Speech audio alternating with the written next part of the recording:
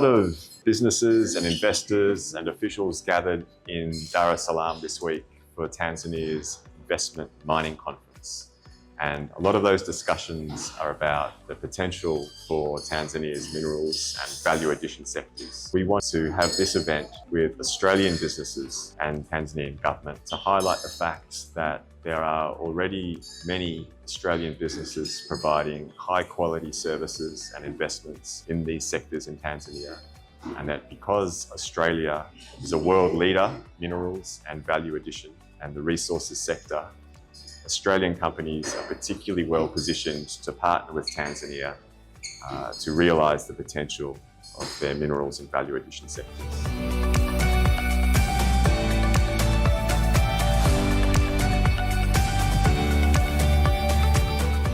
The team I lead in Africa and I are responsible for helping Australian companies find local partners in Africa and boosting trade with Australia and with Africa.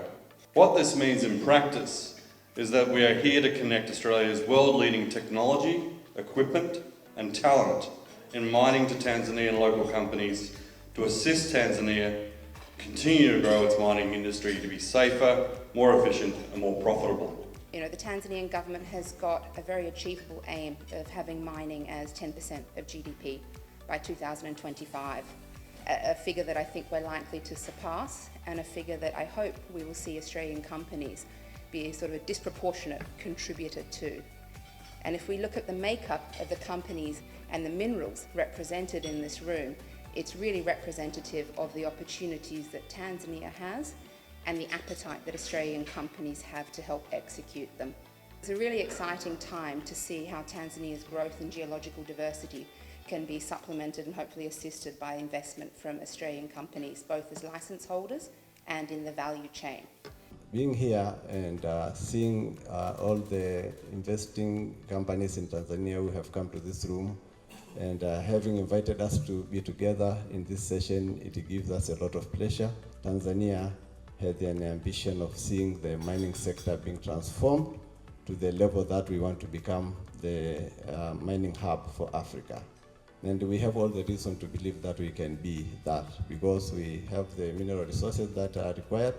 We are also strategically positioned geographically, and as you know, Tanzania is attached to the Indian Ocean, which connects us with Australia and the rest of the world.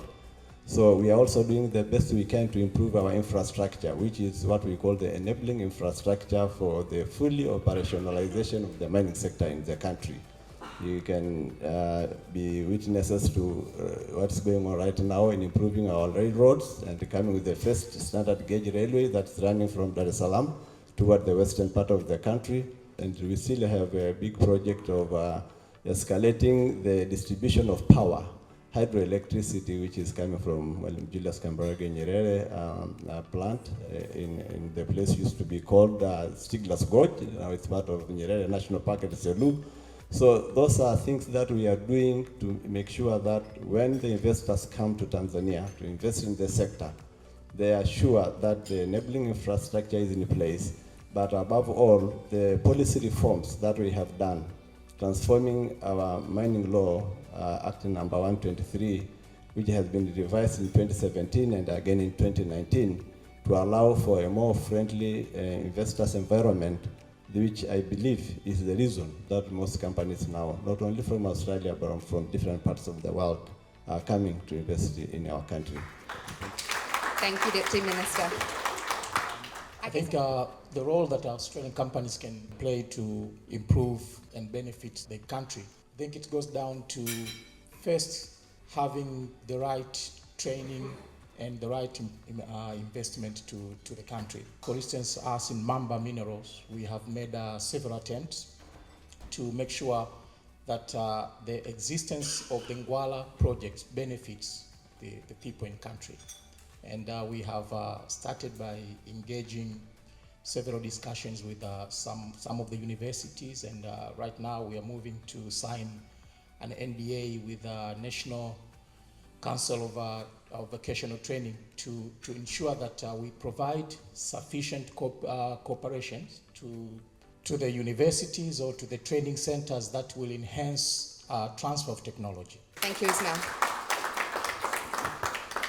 So Section 56 is a section in the Income Tax Act. So it's a piece of legislation under the Income Tax Act which talks about change of control. What it implies is where the underlying ownership of an entity in Tanzania changes by more than 50%, then the entity in Tanzania is deemed to have disposed all its assets and liabilities at the market value.